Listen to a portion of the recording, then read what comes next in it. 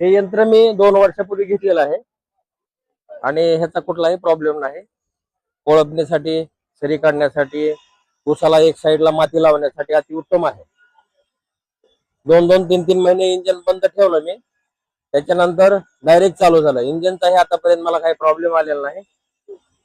पेरणी एकदम व्यवस्थित होते. जेवढी पाहिजे तेवढी आपल्याला कमी जास्त करता येते.